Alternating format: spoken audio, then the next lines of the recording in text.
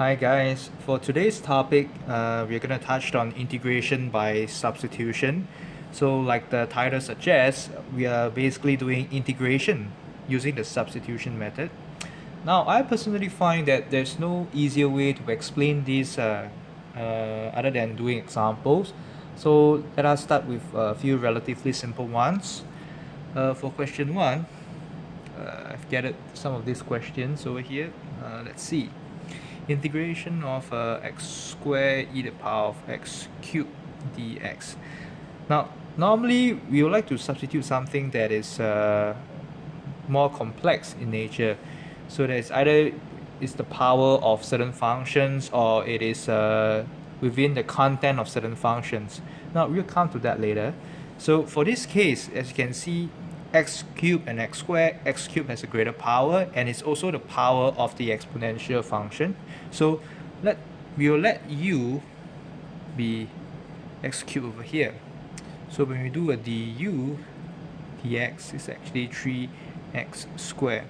Now let me copy the original question over here again. X squared e x cubed dx. Now basically what we want to do is that we want to include what we have differentiated over here, copy the rest, right? We copy everything to be the same. Now remember, this is an equal sign, right? So we cannot change the question at all. So what we can do is we introduce something to make it the same as the original question. If we put 3x squared here, we have to introduce something like 1 over 3, right? So we are essentially not changing the original question, because 1 over 3 multiplied by this whole content over here is basically the question itself. So let us proceed on.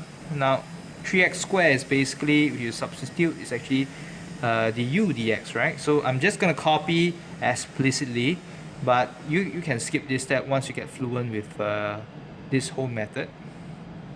Now x cubed basically is just your u and dx. Now take a look at this. This is what happens in between the steps, which most of you will be skipping later on. Now the dx term will be cancelled out, right? So what you have left after I tidy everything is just eu du, right? So it's just integration of e to the power u with respect to u, and you basically have just e to the power u plus a constant. You replace the u term with your original x cubed plus c. There you go. That's the answer. Now let us move on to some slightly more complicated question.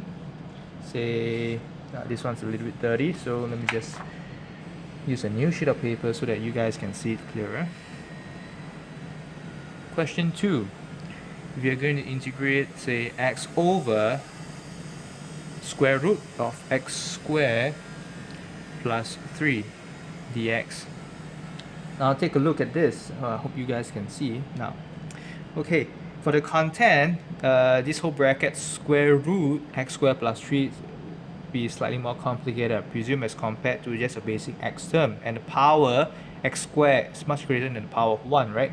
So this gives me a clue. So I will try to let u be just x squared plus 3, so that when I do a du dx, it's actually 2x, right? So let's copy down the original question one more time. Square root x squared plus 3 dx. Now remember, I want to make use of the du dx, which I've just found out. It's actually 2x over, everything remains the same. I'm just going to copy everything down.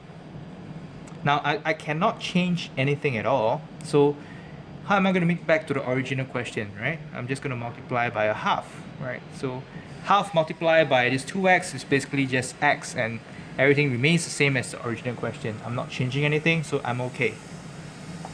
So if I'm going to write it explicitly, 2x is your du dx, right?